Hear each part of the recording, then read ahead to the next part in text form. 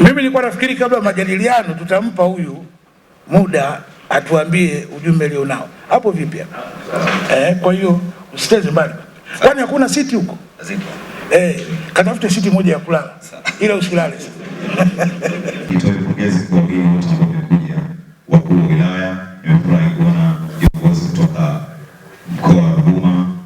Mwaka juzi tulikuwepo pale katika swala zima la kuweza kujenga nyumba katika halmashauri ya Madaba, na hii yote anaifanya Mheshimiwa Daktari Tulia Ackson. Niachana na yote niende kwenye ajenda hii ambayo niko nayo ya kuweza kuizungumzia na kufanya tukio hili siku mbili. Siku ya kwanza tutakuwa na mbio za ndani ya uwanja ambapo tutakuwa na wale ambao wanaweza kukimbia kwa mita, kuna mita 100, mita 1500 na mita nyingine pale. Kwa hiyo tunawakaribisha sana viongozi wote ambao wameweza kufika katika hafla hii, lakini kuja katika mbio hizi za Betika Mbeya Tulia Marathon ambazo zitafanyika tarehe hiyo siku ya kwanza tarehe 15, lakini tarehe 16 ambapo ndio kilele cha mbio hizi tutakuwa na mbio za nje ambapo tutakuwa na kilomita 5. Naamini kabisa viongozi ambao mnasema mpo kwenye mazoezi ya kuwa mikoa, hizi mbio zitakuwa pema kabisa. Mheshimiwa Jafar Yanio naamini wanazungumza sana mbio hizi za kilomita 5 na tegemea mwaka huu utaongeza kidogo 10.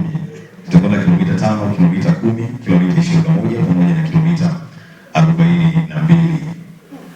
Kwa hiyo tunawakaribisha sana. Lakini jukwaa la Betika Mbeya Tulia Marathon tunawakaribisha wadau kuweza kutangaza biashara zenu, lakini pia nimeona kuna elimu mbalimbali ambazo zinatolewa hapa.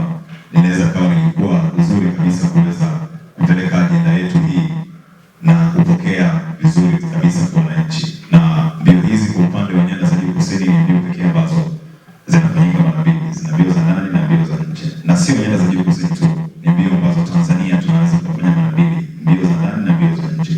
Kwa hiyo tunachukua nafasi hii kukaribisha mwenyekiti, wakuu wa wilaya wote ambao tumefika hapa, wadau wa taasisi mbalimbali za kiserikali na ambazo si za kiserikali kuweza kushiriki mbio hizi. Usajili unaendelea pale katika uwanja wa Sokoine, lakini kwa mamangu Manase kia pale kwenye Tulia Trust pia tunafanya usajili.